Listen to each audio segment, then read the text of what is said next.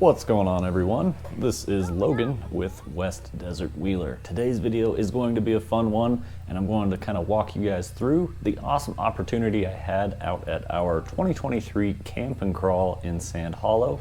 It was a really cool RC event where a bunch of our friends from California came out to Sand Hollow, as well as Northern Utah came down, and then the locals came down, so we had three big groups of people out there RC crawling on the rocks. What you're looking at here is myself, Logan, driving Jeff Kleiben's custom rock crawler.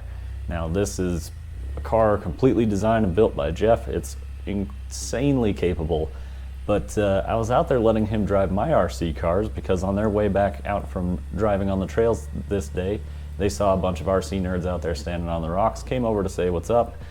Started letting him drive our RC cars. I had asked Jeff if he wanted to drive through this to show these RC guys how a buggy works and drives through the rocks, just because a lot of their friends here have never seen them actually in action in person, which if you haven't, it's a really cool thing to witness.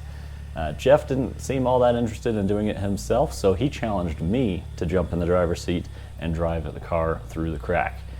So I, of course, jumped at the opportunity because I'm either smart enough or dumb enough to try it. We're gonna find out here in a minute. But what I'm doing here is simply dropping in from where the car was parked, and then I'm going to work my way up this crack. Now I definitely need to send a couple thank yous to my friends for filming. So the video we're currently looking at is from my brother, Austin, and he's got a YouTube channel on full-size vehicles where he repairs his Toyotas as well as goes out and uses them off-road. His channel is called Austin's Off-Road Garage, so be sure to check him out. We'll also see some videos from my friend on Instagram, Dave Wick, who is Hillbilly Tough. I will be sure to leave a link down below for Dave. And then also my dad grabbed the end clip out there, and you can find him on Instagram as Some Guys RC. So thanks to all those guys for helping me film this, as well as Brian from Bonebox RC. Thank you very much, Brian. Greatly appreciated. He's got an awesome angle towards the end where I'm starting to get myself into a bit of trouble. Now that's kind of the funny part, right? I've got all of my RC friends around me. It's exciting, it's fun to show off a little bit. And the other part of this is that I don't have all that much experience driving these cars. So this is really a pretty serious obstacle for my experience level, and it's a lot of fun. You'll see that I'm moving pretty slowly, but that's mostly just to try and keep the car balanced as well as I can. But you'll also see me going front wheel drive only, occasionally rear wheel drive only as well, and that's because I haven't quite learned yet how hard you can push into obstacles and trust that the car won't hurt itself. Now my main goal in this is to not hurt Jeff's car, right? That's pretty obvious. I don't want to get trapped down the bottom of the crack. I don't want to end up sideways. I don't want to hurt his car just because obviously the costs and then also just the time it takes to repair the vehicle. So that's my main goal with this, and we'll see if I accomplish that here by the end. Now Jeff's car has an awesome system in it where most cars use the transfer case, and you have to have a specific transfer case that will allow you to disengage your rear drive shaft, which allows the car to drive in front wheel drive only. Now, Jeff's car has a system that he developed that he calls the Max Drive system, and which is a hydraulic lever which uses a hydraulic clutch system. That's a very simplified version of saying that, but it allows me to pull a lever, and if I pull it all the way back, it's 100% front wheel drive. What makes it special is that if I slowly release it forward, the rears are on a clutch and slowly push more and more until I've completely released the lever, where it's back to 1-to-1, both front and rear. It's a really cool system, and there are not many out there in the world, and it is in Jeff's car because he designed it, so super cool. You'll see me pulling on that lever inside the interior on a few shots, but another thing I want to point out is that a lot of the full-size vehicles that I go out and film, a lot of people who drive those are currently watching me drive this, and they are giving me a hard time, heckling me the whole time, and there's a ton of laughs. It was a great time, so I really appreciate them being there and being sure to give me a hard time and point out every little mistake that I made.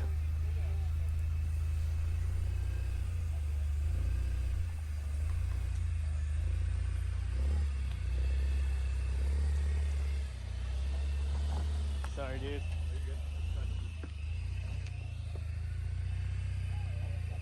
Right here is a very narrow pinch with that rock off that front passenger tire, so I'm just trying to squeeze by while staying balanced.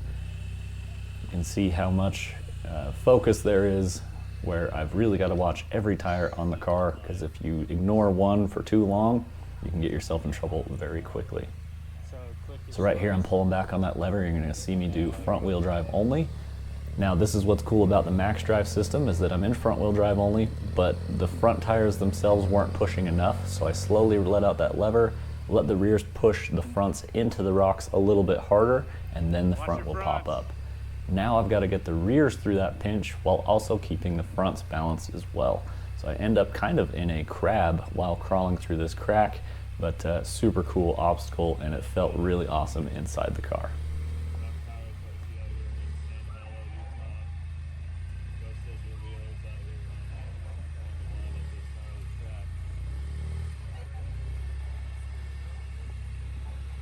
Look.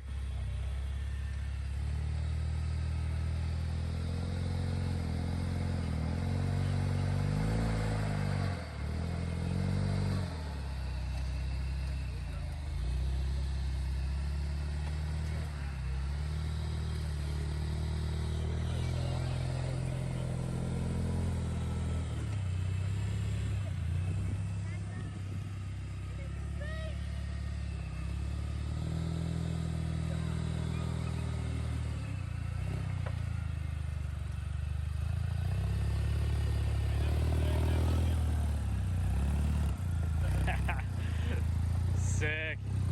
That was easy. So here we are after that initial snaking, turning crack, and this one is pretty straightforward. It is a straight line, and it's just a bigger, steeper climb into it. So you just want to keep your car balanced. There is a more vertical wall on the driver's side, and then the passenger side wall slopes out on a bit more of an angle, maybe 70 or 60 degrees. So the key here is actually to stay higher on the more vertical wall. Rich Klein actually taught me that it's easier to recover the lean of the car by leaning the car over on that more angled wall. It's more easy to control bringing that front tire back, whereas if you slip off the vertical wall, it's very difficult to bring that tire back up on the wall. So trying to remember little pieces of information like that while you're actually driving a car is very important to you know, not ending up in the bottom of the crack. Let's talk a little more about Jeff's car itself. So this thing is on portal axles, as we're getting an awesome view here. It's got rear steering, as we've seen it used plenty by this point. It should have 45 to 50 degrees of steering on both ends, which is pretty wild. This car is sporting a very interesting engine choice, where I think it's a 2.4 liter, if I'm not mistaken, EcoBoost Ford engine, which is not as common as some of the Chevy turbo engines, but it's a turbocharged 4-cylinder engine, and then it's going through, you know, a very interesting transmission that Jeff had completely custom built. It's fully rollerized is what he told me. I'm not that familiar with transmissions and how they can be built, so I will leave it at that. But of course we've got the, I think it's either an Atlas or a Dana 300 in there, where you're able to do front and rear only, and then also his Max Drive system on the back of it. It is a single seat car, just because Jeff goes out and drives his own car. So really awesome. Here we are dropping back into the first crack that I drove up. Now, as I was driving back towards this, Jeff did give me a fair warning. He says everything is harder when you're driving downhill, and kind of had a smile on his face as he said that. So I will say, after all this, I had asked Jeff if he was curious how I would drive his car, because I was an RC guy. And Jeff said not at all. He didn't care how I drove his car, just that all he cared about is that I was having fun. And so I really respect that, and I think it's awesome. I definitely want to send a huge thank you to Jeff for letting me drive his car, because it's a pretty rare opportunity that someone lets you jump in their car that is valued well into the six figures. This one is not cheap in any fashion, and has lots of custom parts, as well as lots of time invested in building the entire thing. So thank you very much, Jeff. I greatly appreciate it. It's super cool, And of course I had a blast in that thing. I've been around the full-size buggies a bunch, I've filmed them quite a lot, but getting the chance to drive them is just something else. So right here, I've seen my RCs handle like this in a crack with a very strong servo. If you get your tire squared up against a wall and you turn your servo in a certain way, it can slide the rear end of the car around. I just felt that from the driver's seat in a real car, which I kind of found pretty interesting. So that's kind of cool. Now I'm getting a lot of heckling right here, people telling me to really make sure I watch the rears, as also that front passenger tire had dropped in. They were giving me a hard time for that as well, but with the max drive, popped that front end right up and out, no problem. And then right here, I'm actually gonna go into rear wheel drive only. So doing the opposite of the max drive, rear wheel drive only, and then bringing that rear back across the crack. Right there, it starts to fall in again. I'm just gonna keep those rears pointed that way, give it a little more wheel speed there, and get it balanced back up, not an issue. Now we are gonna see a bit of a jump in where I'm at here. In a moment, you're gonna see me getting a little bit more into trouble, and that's just because I don't have the video clip between that point. So here we are, we made it through that right-hand corner, and now it's gonna turn back left, and it's kind of a wide portion of the crack for this car. So the car wants to fall further down into the crack, just based on the width of the car against the width of the obstacle. I'm sinking more towards the bottom, right? So I've got my rear set up where I would like, but I've kind of been ignoring my fronts exactly where I wanted to get them aimed. So right there I'm realizing, hey, I'm losing my front passenger tire. So I grabbed max drive to try and bring the front end up. Now I'm really starting to feel at this point the car doesn't want to do that. I can tell from the small amount of time I've driven the car up and back how much throttle I've needed to use before this point, and at this point I'm really starting to use more throttle than I had at any other point, and I don't want to bind the car too much. I don't want to hurt this thing, right? So trying to get that front end to pop up, but I start wiggling my steering back and forth to try and get it to do different things, and each time it turns left to right against the wall, I'm actually losing the front end and it's slipping further and further in, which is kind of funny because I'm trying to do that to save myself when in reality I'm making it worse for myself. Now right there, my back driver tire has been turned too sharp against a rock, and the front end has been making progress down the crack, and so it has pulled the passenger rear tire up in the air because the driver rear wasn't rotating and driving down the crack. It ended up like a wheel chock, and it had no other choice but to pull that back tire up in the air. So that's an error on my driving right there, and I've gotten the car into a bind. Right here, slowly letting the rear down and still trying to fight this front end. Unfortunately, my rear has fallen all the way to the bottom. So there it is. I've lost out on staying balanced with the rear tires. The fronts are pretty close to the bottom. And now I've really wedged that front passenger tire completely against the wall. And it's also trapped the front driver tire on the forward side of a big rock right underneath my driver door. So it's really locked that front axle down in there, and all I can do is try and get the rears to save me somehow. So I'm working those back and forth, rear wheel drive only to try and take some pressure off of it. With those hydraulic rams on the front steering, it's incredibly powerful in what they can do, and I've got no steering. I'm unable to turn the fronts because I just don't want to try and turn it harder than what I've been feeling the entire time.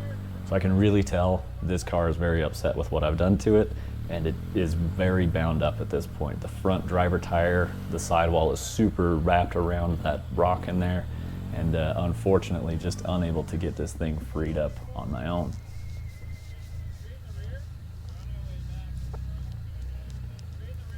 At this point, I am getting some spotting and help from RD, from Axial. Thank you very much, Randall. Lots of experience in the full-size world, as well as Jeff giving me some input on what he wants me to do with this car. So I'm listening to both of those guys and trying to figure out what would be the best to do. So I've told Jeff a few times at this point, hey man, I don't want to hurt your car, and I'm starting to lean on it pretty hard. I don't know how far to push it. So he jumps down and I jump out of the driver's seat. So unfortunately, this is where it ends for me. I had gotten the car stuck pretty good down in there, and like I say, I just didn't want to be the one to break the car. So I know Jeff has got the experience of how hard he can push his car, so I go ahead, let him take over again. I'm not going to have too much pride wrapped up in letting him take his own car. So I jump out, and at this point I'm just watching him correct my mistakes. So he's still in rear wheel drive only. Moving his rear's a lot more aggressive, a little more wheel speed. This car is very powerful with that EcoBoost engine in there, lots of torque. So you got to be very careful because the more power you send to it, it's going to deliver. So that was one thing that I knew about this car, is that it's got the power to back it up, and I didn't want to hurt it using it. And right there, right before that front end pops up, unfortunately, we lose a ring and pinion in the front end. So it broken a few teeth, I'm assuming off of the ring gear, because there are times where it will engage and drive the front end, but there's also times where it will not. So I think it's the ring gear that lost some teeth, and there's a portion of the ring gear that is not wanting to bite, depending on where it's at. So Jeff leaning pretty hard on this thing to get this out of this hole at this point. And of course, I felt super bad about it, but I had gone over to his shop afterward, talked to Jeff about it, and he was really awesome about the whole thing. Like he said, he just wanted me to have a good time, and he's gonna get his car fixed up. I've offered to go over and, you know, hold the flashlight for him is about all I can do. But yeah, Jeff was super awesome about the entire experience. I had a ton of fun. I'm very grateful for it. I hope my RC friends enjoyed seeing the buggies, you know, out there on the rocks and being used a little bit. Nowhere near the actual potential of what this car can do. It's incredible what this thing can be forced to do in the right hands. My hands are not the ones to show it off, but I was able to drive through the crack up, and then up the top one. Unfortunately, on the way down, just lost that front passenger, got it completely planted in there, and the BFG stickies weren't going to let go. I appreciate you guys watching. I hope you enjoyed it. My name is Logan with West Desert Wheeler. Be sure to check out the links in the description below. We will see you guys in the next one. Keep the rubber side down.